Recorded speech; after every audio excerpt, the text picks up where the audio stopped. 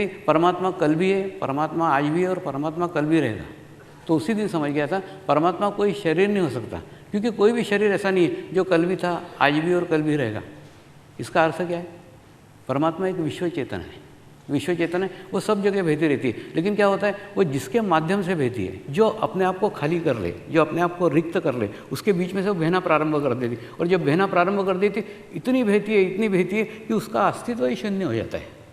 तो अस्तित्व शून्य का मतलब हमको वो दिखता ही नहीं है, हमको लगता है कि परमात्मा बह रहा है, हम उसको ही परमात्मा समझने लग जाते हैं। हम जिसको परमात्मा समझते हैं, ऐसा कोई भी परमात्मा नहीं है, सब परमात्मा के माध्यम है, उनके माध्यमों से उस काल के अंदर परमात्मा बहा है, इसलिए परमात्मा एक विश्व चेतना है।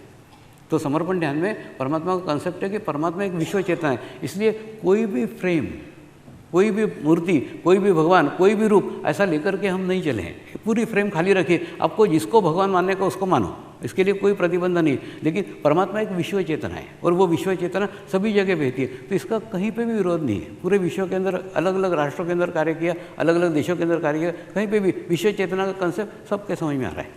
दूसरा, रही बात रूप की, तो रूप हम निर्माण करते हैं। जैसे समझ लो एक मिट्टी का ढेर है, उस मिट्टी के ढेर से एक आदमी ने बुद्ध की प्रतिमा बनाई, एक ने जीसस की प्रतिमा बनाई, एक ने राम की प्रतिमा बनाई, एक ने कृष्ण की प्रतिमा बनाई, उसके बाद में वो सब मूर्तियाँ मिट्टी में डाल दी, मिट्टी हो गई।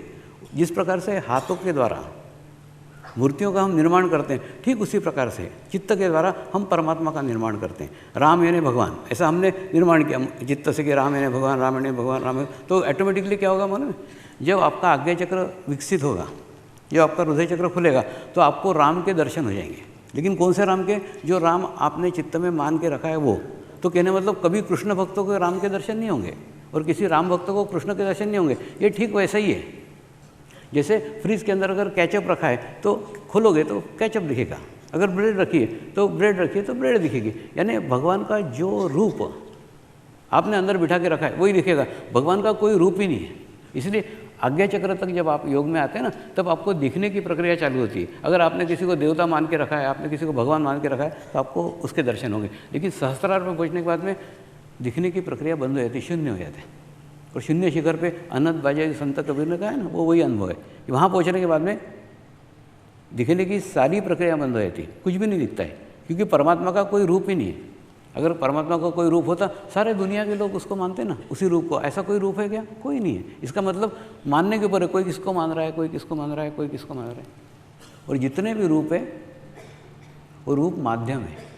तो हमारा चित्त पाइप के ऊपर नहीं होना चाहिए, क्योंकि ना कोई भी पाइप आए, बिना पाइप के हम तक कोई पानी नहीं पहुँच सकता। और पानी पहुँचा तो पाइप कोई ना कोई तो होगा। अगर पाइप लोहे का होगा तो उसको जंग लगेगा, अगर पाइप अगर प्लास्टिक का होगा तो टूटेगा, कपड़े का होगा तो फटेगा। हमारा चित्त उस पाइप पे नहीं, बहने वाले पानी के ऊपर होना चाहिए। अगर ऐसा रखने में हम सफल होते हैं तो हम परमात्मा की अनुभूति कर सकते हैं, परमात्मा का अनुभव कर सकते हैं।